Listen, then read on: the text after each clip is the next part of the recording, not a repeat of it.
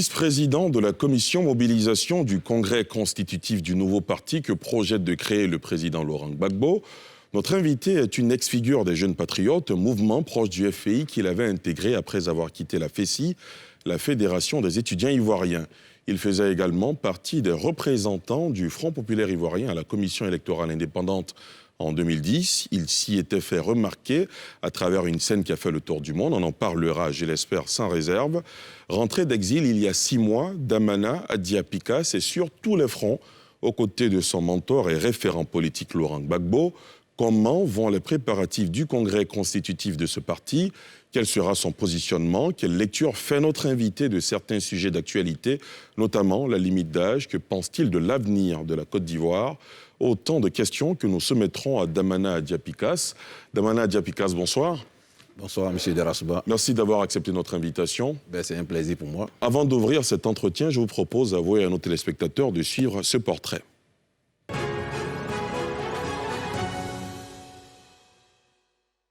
L'invité de ce jour est Damana Diapikas, vice-président de la commission mobilisation du congrès constitutif du nouveau parti de l'ex-chef de l'État, Laurent Gbagbo. Titulaire d'un DEA en droit public, option relations internationales, obtenu à l'université de Reims en France, et d'un DESS en décentralisation, il a été membre de la FESI, Fédération estudiantine et scolaire de Côte d'Ivoire, depuis le lycée classique dans les années 90. Il fut le deuxième secrétaire général adjoint du bureau exécutif national de la dite fédération sous le mandat de Guillaume Soro de 1995 à 1998. Après ce militantisme en milieu universitaire, il intègre le monde politique à travers le Front populaire ivoirien. Il devient secrétaire national de la jeunesse du Front populaire ivoirien de 1999 à 2001. Administrateur civil depuis 2006, Damana Diapikas a été chef de cabinet et assistant du directeur général de la décentralisation et du développement local de 2007 à 2011. En 2010, à l'occasion des élections présidentielles, il fait son entrée dans la commission électorale indépendante comme commissaire central. Ce passage à la CEI se referme à l'issue du second tour de la présidentielle qui opposait l'actuel président Alassane Ouattara à son prédécesseur, Laurent Gbagbo.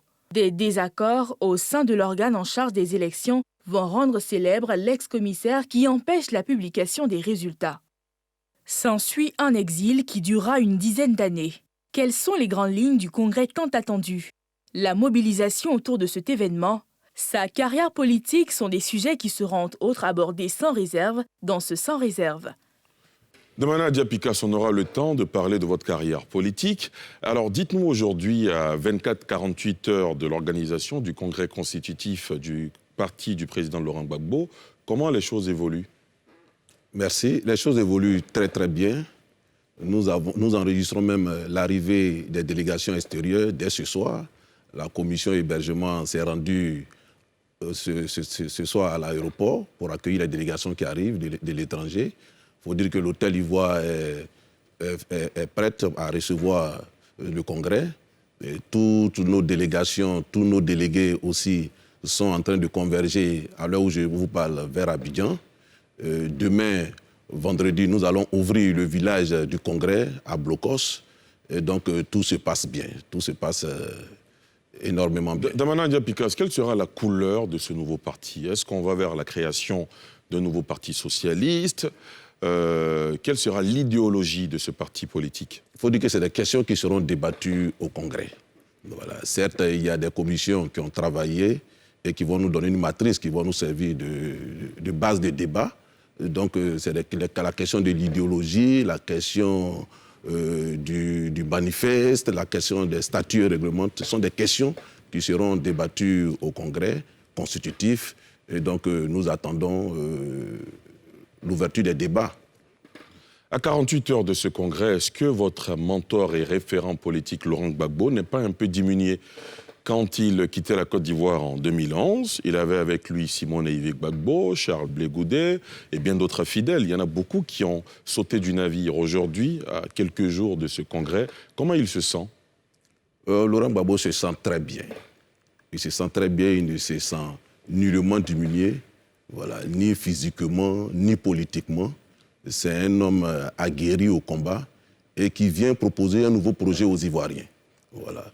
C'est vous qui m'apprenez que Simone a sauté du navire, la camarade de Simone Olivier a sauté du navire. C'est vous qui me l'apprenez ce soir. Non, je ne vous l'apprends pas. Beaucoup d'observateurs de la scène politique ont constaté, ont observé avec nous que Simone Gbagbo était la marraine notamment d'un mouvement qui a été lancé. Le timing de ce lancement a suscité beaucoup de réactions. Non, un mouvement n'est pas un parti politique. Et quand je dis que c'est vous qui me l'apprenez, avant de lancer le projet de la création du nouveau parti, le président a fait une large concertation. Il a rencontré ce que je peux appeler les caciques du parti. Et la deuxième vice-présidente, Mme Simone Olivier Gbagbo, faisait partie des personnes consultées. Elle a même assisté au comité central qui a lancé sur les fonds baptismaux le projet du parti. Et il y a eu sa réaction elle était là, mais jamais elle n'a dit qu'elle était contre le projet. Jamais elle n'a dit qu'elle ne participerait pas au Congrès. Et si vous avez les preuves d'une déclaration de la deuxième vice-présidente disant qu'elle est contre le projet, qu'elle ne viendra pas au Congrès, vous me le brandissez. Vous dites ce soir que Simone Gbagbo sera au Congrès? C'est ce que vous nous dites? Oui, je peux vous dire que Simone Gbagbo, puisqu'elle n'a pas dit qu'elle ne serait pas au Congrès, pourquoi voudrez-vous que je puisse prévoir qu'elle n'y sera pas? Non. Elle a été avertie, elle est là, elle suit, et donc elle y sera. D'accord.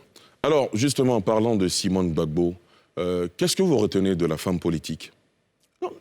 Non, écoutez, Simone est une grande militante. Simone a participé à la création du Front populaire ivoirien. Voilà. Et nous sommes un peu peinés de tout ce qui arrive aujourd'hui sur la place publique. Ça nous gêne un peu parce que c'est des personnes, nous là, qui nous ont formés. C'est des personnes que nous avons eues en référence. Voilà. Et Simone, elle est une figure de proue de notre parti. Voilà. C'est une grande dame, c'est une grande militante, et personne ne peut enlever à Simone ce qu'elle est comme militante politique, ce qu'elle a apporté à la lutte, à l'avancée de la lutte pour la réinstauration du multipartisme, pour la démocratie dans ce pays. Voilà. Donc c'est une référence, et nous continuons de la respecter et de lui vouer toute la considération qu'elle mérite. Voilà. Et elle a toute sa place dans le nouveau parti. Et c'est pourquoi je dis que je n'ai pas encore eu vent de ce qu'elle ne sera pas à ses assises. Et s'il advenait qu'elle ne vienne pas à ses assises, ce serait quoi votre réaction? On va prendre acte. On va prendre acte. De toutes les façons, c'est un parti politique. Vous pouvez ne pas être à la création et puis prendre le train en marche devant. Donc pour nous, l'espoir est toujours permis de nous retrouver avec les camarades avec qui nous n'allons pas débuter. Vous dites, vous êtes peiné de ce qui s'est passé sur la place publique, les commentaires que les gens ont faits justement au sujet de Simone et Laurent Gbagbo. Peut-être que ces commentaires ont été suscités par ce qui s'est passé au retour du président Gbagbo le 17 juin dernier. J'ai dit, quel que soit ce qui s'est passé, voilà, quel que soit ce qui s'est passé entre le président et son épouse, c'est entre le président et son épouse. Dites-moi, pouvez-vous nous donner les raisons aujourd'hui de ce qui se passe entre les deux? Aucunement, peut-être vous, voilà, comme vous êtes proche. Non. Vous êtes dans le secret des dieux, dites-nous. Je ne le sais pas. C'est pourquoi je suis un peu peiné. C'est-à-dire que les gens parlent des questions dont ils ignorent les tenants et les aboutissants. Le président Laurent Gbagbo ne parle pas des raisons de leur divorce. La deuxième vice-présidente Simone Gbagbo, son épouse, ne parle pas aussi de ces raisons. Donc personne ne sait ce qui se passe. Et tout le monde spécule là-dessus. Ce qui donne lieu à toutes sortes de dérives. Est-ce que vous comprenez? Voilà. C'est du domaine du privé, c'est du domaine de leur vie privée. Aussi mince soit-elle, il y a cette frontière-là entre la vie publique et la vie privée de ce couple-là. Voilà. Et donc, nous ne saurons jamais ce qui s'est passé. C'est pourquoi nous nous contentons de ce qui nous intéresse tous, c'est-à-dire la politique.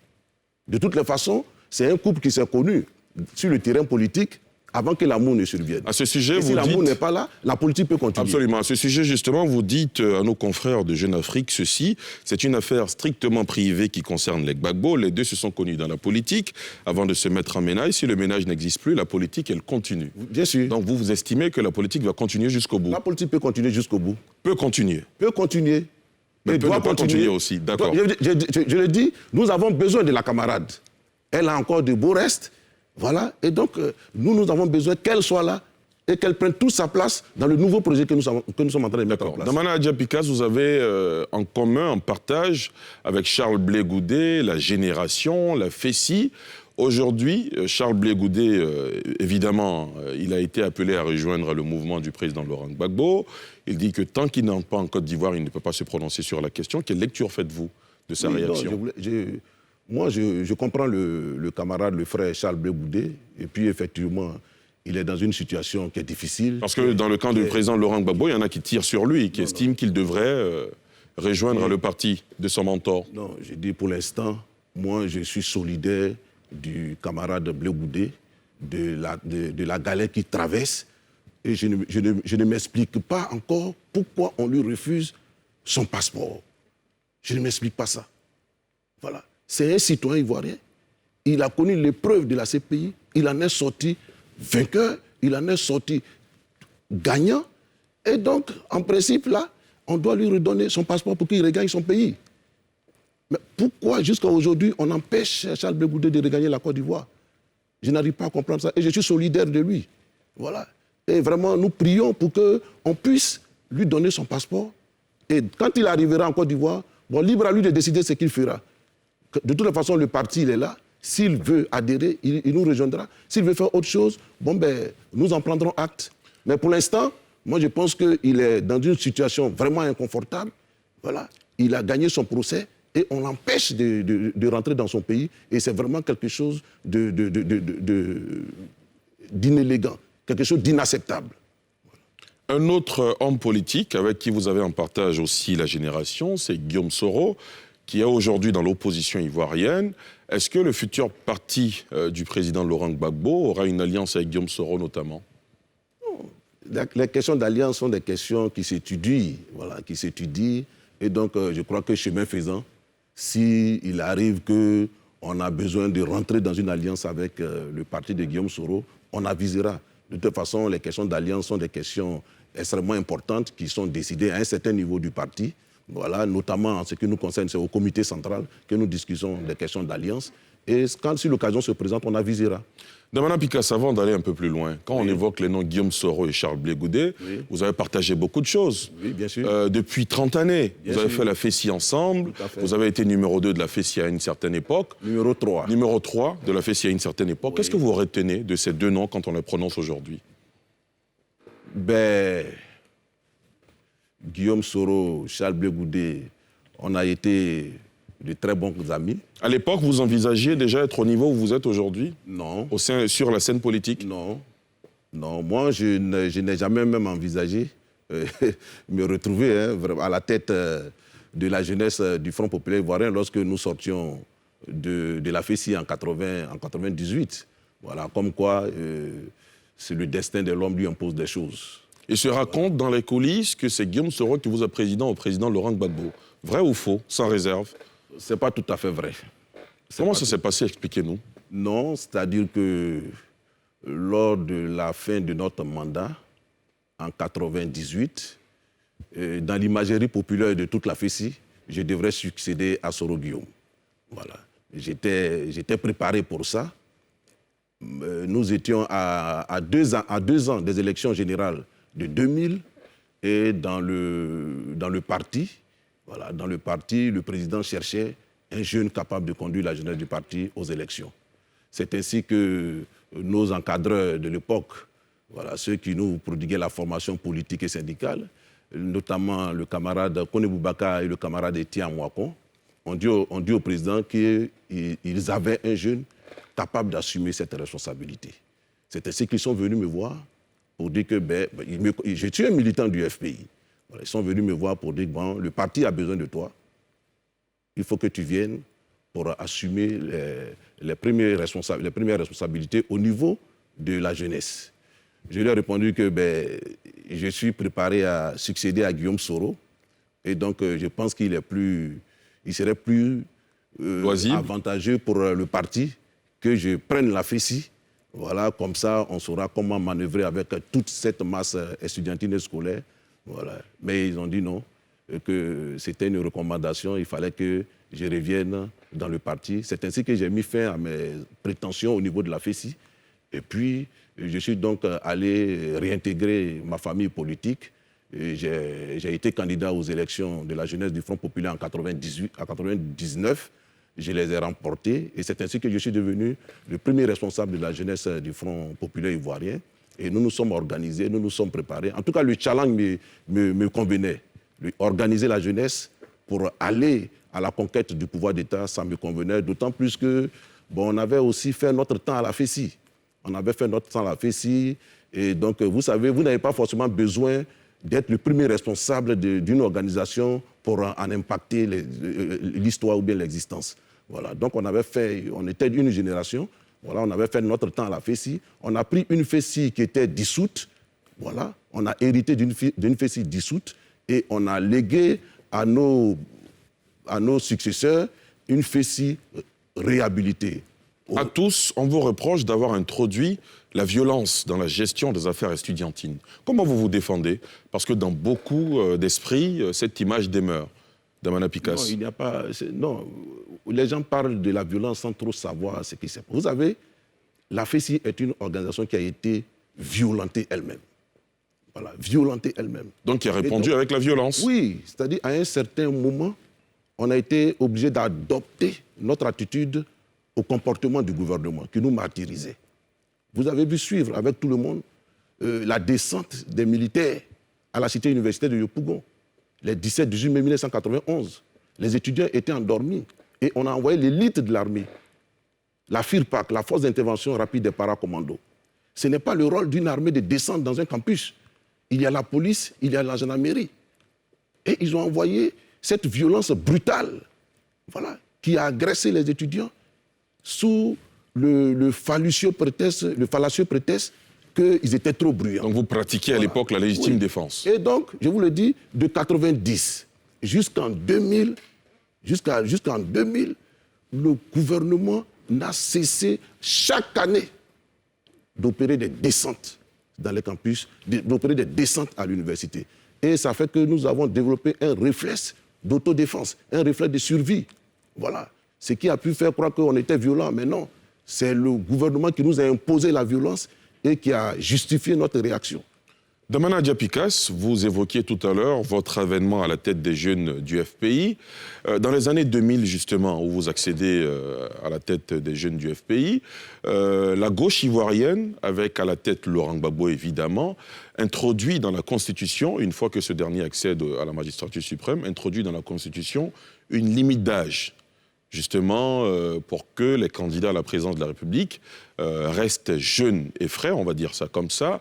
Aujourd'hui, ce débat refait surface, alors que la limitation d'âge a été suspendue en 2016. Aujourd'hui, le débat refait surface, et dans quelques réactions que vous avez déjà eues, vous avez l'impression que cette clause veut revenir dans la Constitution pour le président Laurent Gbagbo. Oui, et je le réaffirme. C'est votre conviction? Oui, Pourquoi vous pensez cela?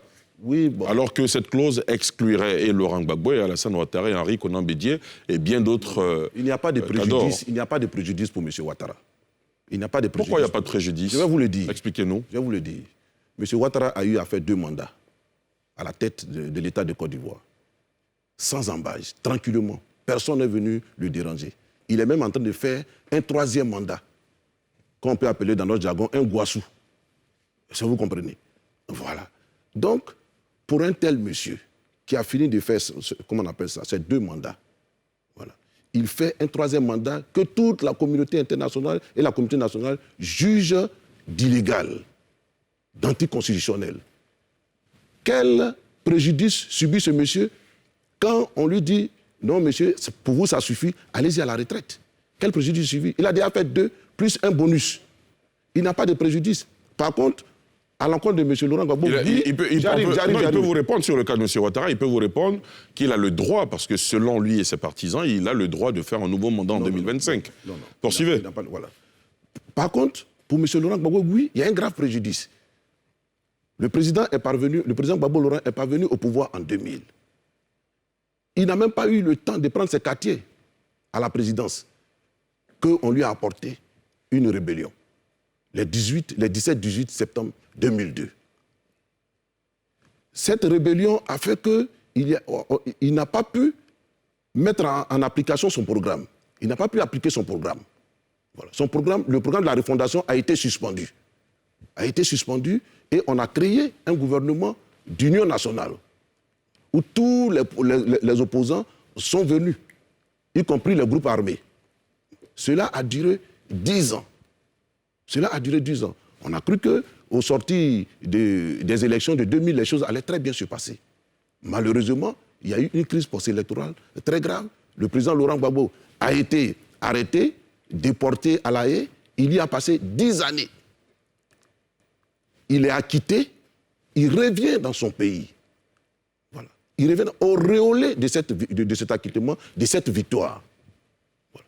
Et puis, contre toute attente, alors qu'en son absence, on avait fait sauter la limitation d'âge, parce que, évidemment, on s'est dit que quand on va à la CPI, on n'y revient plus. Donc, il n'y a plus de menace de Gbagbo Laurent. On peut sauter la limitation d'âge pour s'octroyer une présidence à vie. Alors, en toute attente, le président arrive. C'est cela. Voilà, ils n'ont pas prévu son retour. Il revient et on sent qu'il est en position de toutes ses aptitudes. Il veut continuer son action politique, sa mission politique dans la classe politique en Côte d'Ivoire. Et subitement, on trouve qu'on doit encore ramener la limitation d'âge. Mais, cher monsieur, on ne tripatouille pas une constitution tous les ans. Alors, vous me permettrez d'ajouter que C'est pourquoi j'ai dit que cette limitation d'âge qu'on veut forcément réintégrer dans la Constitution... Non, pas forcément. Pour l'instant, c'est un député de la nation qu'on veut réintégrer dans la Constitution et vise le président Laurent Gbagbo, vise le président Henri Konan Bédié. D'accord. Antoine Assalé Tiemoko, député de Tia-Salé, qui a proposé justement que cette clause soit réintroduite dans la Constitution, estime que chaque fois qu'Henri Konan Bédié, Alassane Ouattara et Laurent Gbagbo se sont affrontés lors d'une présidentielle, cela a cristallisé des tensions et a créé des problèmes dans le pays. Donc lui, la proposition qu'il vise derrière ce retour dans la Constitution de la limite d'âge, c'est de les mettre les trois à la retraite et ainsi le pays se portera mieux. Commentaire. Est-ce que vous pensez que c'est un raisonnement sensé, ça? C'est son raisonnement. On le respecte. Écoutez, le problème, ce n'est pas une question de Laurent Gbagbo, ce n'est pas une question d'Alassane Ouattara, ce n'est pas une question d'Henri Konan Bédié. Le problème, c'est une question d'état de droit, de respect des lois, d'une question de démocratie. Et je crois que nos États ont besoin de fonctionner dans un système démocratique où on respecte la loi et où tous les citoyens sont soumis à la loi. Tant qu'on ne respectera pas la loi, on sera en train de faire des arrangements. La loi dont vous parlez prévoit qu'il peut y avoir un référendum. Si, par exemple, le président de la République convoque un référendum pour soumettre cette question, quelle serait votre réaction? Oui, on ira au référendum. Pour évidemment militer pour le non. Oui, évidemment. Évidemment. Voilà. Très bien. Damana Picasse, beaucoup d'observateurs, y compris même nos chefs d'État, en prenant la parole publique, ont indiqué qu'au-delà de 75 ans, il n'est plus efficace d'être président de la République. On l'a entendu du président Laurent Gbagbo, du président Bédié, qui disait que c'était son dernier combat en 2010 notamment. Le président Ouattara parle de plus en plus d'une nouvelle génération. Est-ce que vous vous considérez comme faisant partie de cette nouvelle génération? Pourquoi on ne vous entend pas, vous, aujourd'hui, aspirer à gouverner la Côte d'Ivoire? Comme l'assume Charles Blé Goudé, par exemple. Dites-nous. D'abord, je voulais dire qu'il y a des présidents aujourd'hui qui dirigent le monde et qui ont plus de 75 ans. La plus grande démocratie au monde, les États-Unis, ont un président... Faites allusion à Joe Biden. 78 ans. Le Nigeria, le président Buhari, il a 78 ans. Tout près de nous, au Ghana, le président Nana Akufo-Addo, il a 77 ans. Le président guinéen-équatorien, il a 79 ans, Obiang. Et tout cela dirige leur pays normalement. Voilà. Et quand vous allez dans ces États, vous savez qu'il y a une gouvernance qui est en jeu et tout le monde voit ce qui se passe. Donc, je veux dire que ce n'est pas un handicap. Ce n'est pas un handicap et c'est vraiment un faux problème. C'est vraiment un faux problème. Le plus important, c'est le programme que vous avez, c'est le projet que vous avez pour votre pays. Voilà. Pour en revenir à votre question, vous savez, moi, je ne crois pas à la rupture des générations. Pourquoi? Je crois à la chaîne des générations. Je pense que la transmission du flambeau, du relais, est un phénomène naturel. est un phénomène. On n'a pas besoin de bousculer, on n'a pas besoin d'exprimer son état d'âme, on n'a pas besoin d'user de violence. On n'a pas besoin de ça. C'est un phénomène naturel. Voilà. Laurent Gbagbo qui est là, pour parler de... Laurent Gbagbo a bousculé Félix Houphouët-Boigny. Non. Laurent Gbagbo, ce n'est pas lui qui a inventé la lutte pour la souveraineté. Laurent Gbagbo est un héritier. Laurent Gbagbo est héritier de cette lutte-là. Et si vous avez suivi, je crois en 2008-2009, il y a eu une passation de flambeau à l'Hôtel Ivoire. Entre les précurseurs de cette lutte ici en Côte d'Ivoire, c'est-à-dire Bernard Dadier, l'un des derniers survivants de ce combat-là, qui à l'Hôtel Ivoire a transmis solennellement et publiquement le flambeau à Laurent Gbagbo. Mais il y a quelle différence d'âge entre les deux? Laurent Gbagbo a fait la preuve de ce qu'il peut être un digne successeur de ces aînés-là. Et donc, il a fait. Donc, pour être... Est-ce que vous n'êtes pas en train de dire une chose et son contraire? Quand vous dites on ne l'arrache pas, on ne le fait pas, alors que Laurent Gbagbo l'a arraché finalement? Non, Laurent Gbagbo l'a pas... Non, j'ai dit qu'on lui a transmis ça. Bernard Dadier lui a transmis. Il n'a pas arraché. Donc, les jeunes doivent attendre qu'on leur transmette la gestion ou la capacité de gérer le pays? J'ai dit que la succession générationnelle est un phénomène naturel. Et pour que vous soyez un digne successeur, il faut avoir une attitude, un comportement. Et il faut vous montrer à la hauteur. Voilà. Il faut que celui qui a le flambeau sache et soit convaincu qu'en vous donnant cet héritage-là, vous pouvez en faire bon usage. Mais il regarde votre attitude. Voilà. Regardez un peu les maîtres Shaolin. Vous nous envoyez très loin. Non, si. C'est-à-dire qu'ils ont beaucoup d'élèves. Mais ils donnent leurs secrets à un ou deux. Ils donnent leurs secrets, les secrets de leur art à un ou deux. Certainement ceux qui ont été les plus fidèles, les plus attentifs, les plus loyaux. Et donc ceux qui ont été jugés aptes à continuer, je dirais, l'œuvre du maître. Damana Picasse, on a une émission qui s'appelle Sans réserve. Est-ce que vous n'êtes pas en train de faire la fine bouche? Est-ce que vous êtes en train de nous dire que vous-même, Guillaume Soro, Charles Blé Goudet, Jean-Louis Billon et j'en passe, sont trop pressés? Moi, je respecte la position des autres. Moi, je parle de moi. Je dis, moi, je n'ai pas besoin de m'exciter. Voilà. Je n'ai pas besoin de guerroyer. Est-ce que vous voyez? J'ai commencé à militer au FPI par la JFPI. Voilà. Nous avons créé les cellules estudiantines de la JFPI dans les années 90-91. Après ça, nous sommes arrivés à la direction de la jeunesse. Et puis, j'ai été conseiller du président à partir de 2004 jusqu'en 2010, le président Afi. J'ai été son conseiller. Voilà. Et donc, pour moi, j'ai fait mes classes tranquillement dans mon parti. Voilà. Aujourd'hui, je suis vice-président du Front populaire ivoirien. Voilà. Et je m'en tiens à là. J'avance normalement. Vous êtes vice-président du FPI, donc vous êtes toujours avec Pascal Affi-N'Guessan. Oui, donc c'est...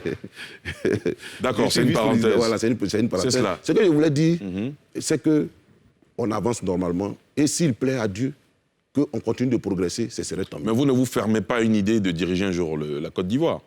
Non, je ne suis pas à ce niveau. Pourtant, je ne suis pas à ce niveau. Oui. Parmi les proches de Laurent Gbagbo, certains de vos contemporains estiment que vous éliminez vos adversaires par un jeu en interne, parce que vous nourrissez l'ambition de devenir président de la République. Non. Sans réserve. Non. Damana Picasse, regardez-nous, dites face à notre caméra ce soir que vous ne jouez pas souvent, histoire d'éliminer des gens autour de vous pour rester le seul qui puisse succéder à Laurent Gbagbo un jour, au sein de la famille politique. Vous ne me connaissez pas bien. Mais c'est pour ça qu'on vous pose la question. Vous ne me connaissez pas bien. Je ne joue pas à ce jeu. Comme je l'ai dit, je vous l'ai dit tout à l'heure, que lorsque j'étais à la FECI, je n'avais jamais envisagé devenir secrétaire national de la JFPI. Vous avancez masqué, vous préférez avancer masqué? Non, je n'avance pas masqué. Je n'avais jamais envisagé ça. Voilà. Vous savez, comme je dis, le destin de l'homme lui impose des choses. Voilà. C'est le destin de l'homme qui lui impose des choses. Je n'ai pas envisagé ça, mais je me suis retrouvé en train de faire une carrière politique en débutant par la jeunesse du Front populaire ivoirien. Et lorsque j'ai fini avec la JFPI, voilà, logiquement, vous savez, je devrais faire partie de la direction. Parce que cela fait partie de nos habitudes dans l'international socialiste. Le leader de la jeunesse d'un parti se retrouve forcément soit pendant son mandat ou à la fin de son mandat dans la direction du parti. Bien sûr. Mais moi, lorsque j'ai fini avec la JFPI, je n'ai pas été intégré dans la direction de mon parti. Jusqu'à ce que je parte en exil. J'étais là, conseiller du président. Devant moi, il faisait des réaménagements. Devant moi, il recrutait de nouvelles personnes. Voilà. Est-ce qu'en sourdine, vous ne vous plaignez pas? Je ne me suis jamais plaint. Je ne me suis jamais plaint. Et le président a fait mes témoins. Je ne lui ai jamais demandé, mais pourquoi il ne me nomme pas? Quand bien même, je savais que j'avais la capacité, voilà, les compétences de figurer dans ce bureau. Je ne me suis jamais plaint. Vous savez quand mon parti s'est souvenu de moi pour me nommer pour la première fois dans la direction? Quand j'étais en exil. C'est quand j'étais en exil. Mais je me suis dit, pendant tout ce temps-là, que tôt ou tard, ils vont se souvenir de moi. Tout comme vous espérez que tôt ou tard, votre tour arrivera. Bon, enfin, je le dis, comme je le dis, c'est le destin de l'homme. C'est cela. Voilà, c'est le destin de l'homme. Damana Picasse, dites-nous, que vous inspire la date du 30 novembre 2010, au soir? La date du 30 novembre 2010? Au soir. Oui, on était en pleine délibération. Que vous rappelle cette date? Nous étions en pleine délibération, je crois bien. En délibération à la commission électorale indépendante, oui. Et il y a une image que le monde entier n'a pas compris. Oui. C'est celle-là. Comment vous réagissez? Elle en est empêchée par des représentants du chef de l'État sortant, Laurent Gbagbo. L'un d'entre eux arrache sa feuille au porte-parole de la CEI et quitte la salle avec les résultats. Il faut laisser ça. Damana Picasse, oui. Ce soir, dites-nous sans réserve, qu'est-ce qui s'est passé ce jour-là? Parce que d'un côté, ceux qui étaient proches de vous, du camp de Laurent Gbagbo, on vous a présenté comme un héros. De l'autre côté, les gens estimaient que c'était de la voyousie en direct, en mondovision. Comment vous réagissez ce soir, 10 années après? Vous savez, je n'ai plus envie de revenir sur cette question. C'est vraiment du passé pour moi. Voilà. Et je pense que le plus important, c'est que nous avancions, que le pays avance. Le prisme sous lequel les Ivoiriens ont apprécié ce geste diffère selon le camp où on se trouve. Voilà. Ça veut dire que c'est ce que je disais tout à l'heure. Oui, ça veut dire que nous avons besoin de discuter. Nous avons besoin de nous entendre. C'est pourquoi j'ai parlé souvent de démocratie. Parce que la démocratie, c'est le système par excellence qui favorise le débat pour parvenir à un minimum de consensus. Il faut que nos différences ne nous entretuent pas. Il faut que nos différences nous enrichissent. Voilà. Et donc, je pense que le plus important aujourd'hui, c'est de faire en sorte que ce genre de situation ne se répète plus dans ce pays. Et qu'ensemble, malgré nos différences, nous puissions trouver ce qui est le juste milieu, le consensus, ce qui est le juste milieu, afin que chacun se retrouve dans la décision et contribue à son application pour que la Côte d'Ivoire avance. Donc, souffrez que je ne revienne plus sur ça. Nous sommes allés en exil. Voilà, nous avons fait 10 ans en exil. J'allais demain vous demander qu'est-ce que vous retenez de l'exil? Oui, non, l'exil a été un moment d'épreuve, un moment de dure épreuve. Voilà. Mais vous savez, au cours de chaque épreuve, vous apprenez. Vous tirez des leçons. Vous vous formez, vous vous transformez. On ne revient jamais de l'exil vierge. On en revient toujours avec... Marqué. Et je le dis, ça n'a pas été une partie de plaisir, mais pour nous, ça a été un grand moment d'enseignement, d'expérience. Voilà. Et nous voulons mettre ces expériences-là au profit, voilà, de notre pays, au profit du débat en Côte d'Ivoire, afin que plus jamais un autre Ivoirien se retrouve en exil. Bien sûr. Plus jamais. Bien sûr. Parce que ce que nous avons vécu là-bas, nous voulons être les derniers à l'avoir vécu. Nous l'avons vécu avec nos familles, nos enfants. Ils étaient en bas âge. Voilà. Nous savons ce que nous avons vécu là-bas. La vie n'est plus jamais la même pour les enfants. Est-ce que vous voyez? On ne voudrait pas que les enfants d'autres politiciens, que pour leurs idées, puissent se retrouver en exil. Voilà. C'est pourquoi je privilégie que nous discutions. Lorsqu'il y a un problème, il faut que nous discutions et que nous ne nous lassions pas de discuter. Et je suis convaincu qu'en épuisant l'âme de la discussion, nous allons forcément accoucher d'un consensus qui va nous permettre d'aller à l'avant, dans la paix, dans l'unité et dans la cohésion. Bien sûr. Damana Picasse, dernière question que je vous pose ce soir avant que vous ne répondiez aux questions de nos internautes. Beaucoup vous reprochent un nationalisme débridé Il y en a qui estiment même que vous êtes un peu trop dur dans le verbe. Ça tend souvent vers l'extrémisme. Comment vous réagissez ce soir? Non. Vous savez, sur les principes, on ne transige pas. Il n'y a pas d'arrangement avec les principes. Vous voyez, voilà. Nous avons mené un combat.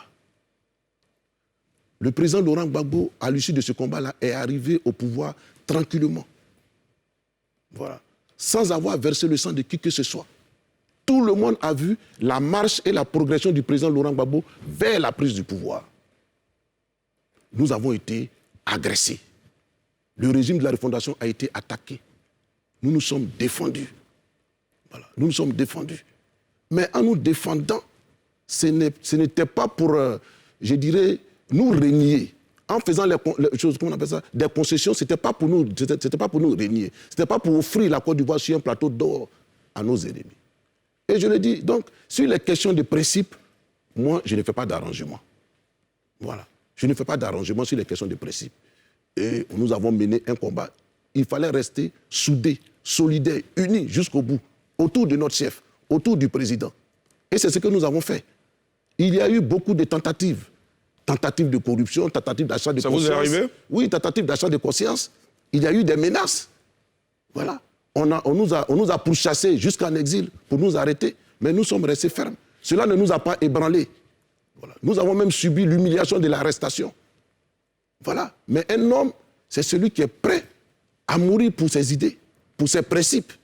Et c'est ce que nous avons fait. Donc je ne comprends pas pourquoi ils appellent ça l'extrémisme. Moi, je suis plutôt raisonnable. Je ne suis pas extrémiste. D'accord. Je suis raisonnable. D'accord. Damana Diapikas, vous allez à présent répondre aux questions de nos internautes.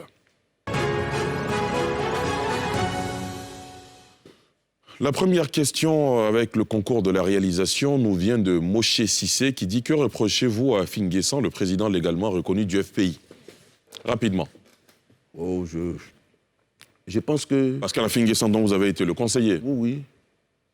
Je pense que j'ai été l'une des personnes qui ont été peinées quand même par l'attitude du président Afi. Bon, j'avais espéré jusqu'au bout que les choses allaient s'arranger. Vous avez tout donné pour que les choses s'arrangent? Oui, oui. Vous vous êtes impliqué personnellement? Oui.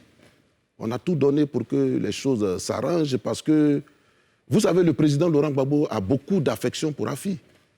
Voilà. Pour le nommer Premier ministre, pour lui donner la présidence du parti, alors qu'il y avait plusieurs candidats. Mais il a choisi Afi, qui a été son directeur de cabinet, qui a été son directeur de campagne. Ça dénote quand même d'une certaine intimité, d'une certaine affection, d'une certaine interconnexion entre les deux personnalités. Et Laurent Gbagbo a été peiné par l'attitude du président Afin N'Guessan. Et lui avec nous. Voilà. Bon, ben, malheureusement, les choses en sont là où elles sont. Nous avons décidé de changer de trajectoire, voilà, d'aborder un autre virage. C'est dommage, mais comme en politique, rien n'est statique. Certainement que demain, après-demain, ou bien à l'avenir, on pourra se retrouver. On pourra se retrouver sur ce qui est essentiel, et puis on pourra encore faire la jonction. Très bien. Voilà. Moi, j'invite le président Afi à garder le cap. D'accord. Prochaine question. Cette fois-ci, elle nous vient de Aménan Gisèle qui dit: comment trouvez-vous la Côte d'Ivoire depuis votre retour d'exil en termes d'infrastructures, de climat sociopolitique et sécuritaire? Un diagnostic, si vous devez faire un diagnostic de la Côte d'Ivoire en ce moment. Oui, il y a eu des efforts qui ont été faits au niveau des infrastructures. Oui, ça je l'avoue. Et j'en félicite le gouvernement pour ça, effectivement. Et puis, bon, sur le plan de la sécurité, en tout cas, depuis que je suis à Abidjan, je n'ai pas encore été agressé. Heureusement. Heureusement, d'ailleurs. Donc, bon, ben, mais je sais quand même que ce n'est pas encore trop la grande sérénité à ce niveau. Voilà, bon, seulement, il s'agit maintenant pour les hommes politiques de renforcer ce climat de paix, ce climat de convivialité. Et c'est pourquoi j'ai apprécié la rencontre entre le président Laurent Gbagbo et le président Alassane Ouattara. Voilà. Cela a été un grand moment, un grand signal d'apaisement dans le pays. Et vraiment, j'ai grand espoir que cela va se renforcer dans les jours, dans les semaines à venir, lorsque nous aurons fini de créer le nouveau parti du président Laurent Gbagbo. Très bien. Prochaine question, au pas de course. Que faites-vous dans la vie à part parler de Gbagbo? Kwame Gérard, Damana Picasse, quand on a un soldat de Laurent Gbagbo depuis le début, quand on n'est pas sur un terrain politique, un terrain de meeting, qu'est-ce qu'on fait d'autre? Moi, je suis fonctionnaire. Je suis administrateur civil. C'est cela. Voilà, j'ai travaillé dans ce pays. Vous n'avez pas repris service depuis que vous êtes venu? Non, on n'a pas encore réintégré. D'accord. Donc nous sommes à l'attente de la réintégration. Si on vous réintègre demain, vous allez au bureau? Oui, si on me réintègre, je reprends le service. Très bien. Donc nous sommes là pour servir d'abord notre nation. Absolument. Nous existons parce que la Côte d'Ivoire est. C'est clair. Donc nous espérons que ça va se faire. Mais nous remarquons simplement, nous notons que le gouvernement ne semble pas pressé à nous réintégrer, on ne sait pas pourquoi, alors que ça faisait partie quand même du protocole de retour. C'est cela. Voilà, il faut poursuivre la discussion, comme vous le préconisiez tout à l'heure. Okay. Prochaine question. Cette fois-ci, Yao Jules nous dit, êtes-vous pour une candidature de Laurent Gbagbo en 2025? Pourquoi? Bon, je connais peut-être la réponse, mais je vous laisse répondre. Oui. Je pense que Laurent Gbagbo, et c'est l'un des enjeux de la création de ce nouveau parti, il répond à tout ça. Ça sera l'instrument de lutte? Voilà. D'aucuns ont dit que Laurent Gbagbo retourne en Côte d'Ivoire pour aller s'asseoir à Mama. Laurent Gbagbo retourne en Côte d'Ivoire pour se venger. Non, la création de son nouveau parti répond à tout ça. Parce qu'on ne crée pas un parti pour aller s'asseoir à Mama. On ne crée pas un parti pour se venger ou bien pour faire la guerre. On crée un parti pour exercer le pouvoir d'État, pour aller à la conquête du pouvoir d'État.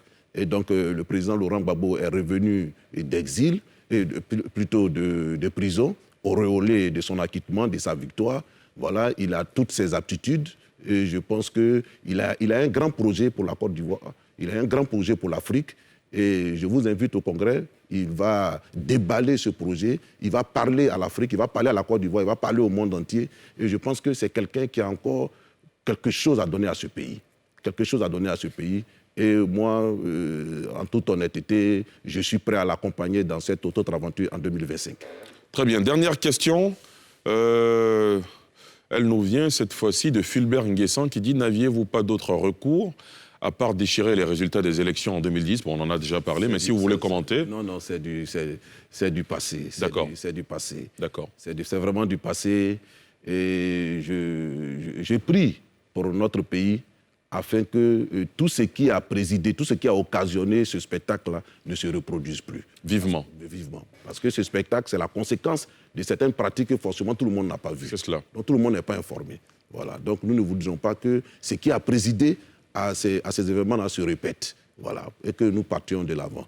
Voilà. Damana Adja Picasse, est-ce que vous avez le sentiment d'avoir répondu à toutes vos questions sans réserve? Oui. En tout cas, merci d'être passé sur le plateau de Sans Réserve. Je vous en prie. Merci infiniment. Merci beaucoup, M. Derassouba. Merci beaucoup. C'est un vrai plaisir pour moi. Plaisir partagé. Merci beaucoup. Merci à vous, chers internautes et téléspectateurs, de nous avoir suivis. Rendez-vous jeudi prochain pour un autre numéro. Excellente suite de programme sur la nouvelle chaîne ivoirienne.